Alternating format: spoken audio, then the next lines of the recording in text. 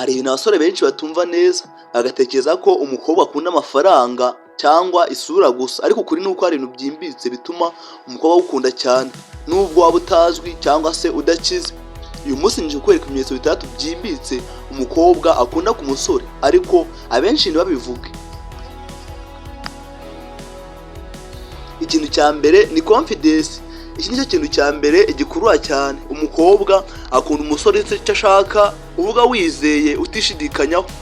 Confidence si ukwiyemera ahubwo ni ukwizera. Muri Bibiliya handitse ngo komera ushikame ntutinye kandi ntugire ubwoba kuko Uwiteka Imana yawe ari kumwe nawe aho uzajya hose. Yesuwa 1:9.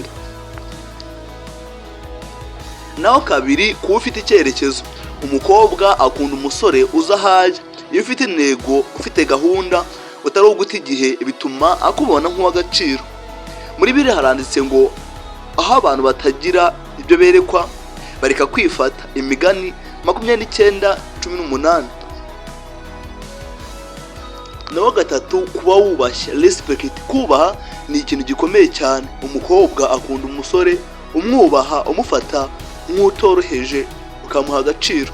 Niba wubashye cyangwa se umwubaha nawe azakubaha. Muri Bibiliya handitse ngo mukundane, mwubahane, murutane icyubahiro. Abaroma 12:10. Naho kane, kuba ushobora kumusekesha. Umukobwa akunda umusore umusetsa. Iyo umusetsa umuha ibyishimo utuma yibagirwa stress agatangira kugukunda bucece.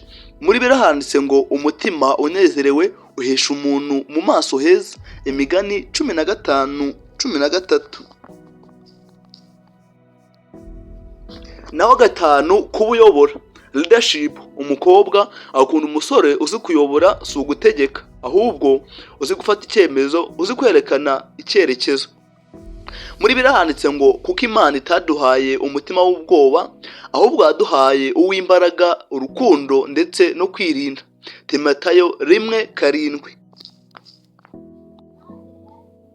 Naho gatandatu, ntukaba umuntu woroheje.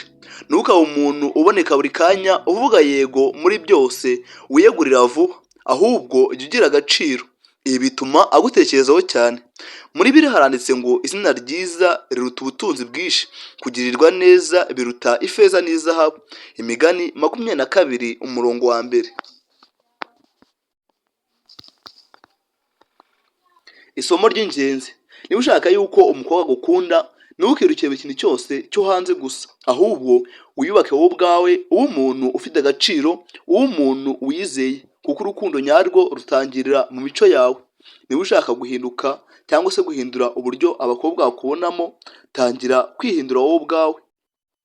Ibyo ukora buri munsi nibyo bikugira uwo uri ubu ngubu. Twandikira igitekerezo cyawe hasi muri comment, kandi subscribe ushaka video cyangwa se content zigufasha mu buzima. Nubishoboye ko mu yindi video itaha nzakwereka ibintu 7 umukobwa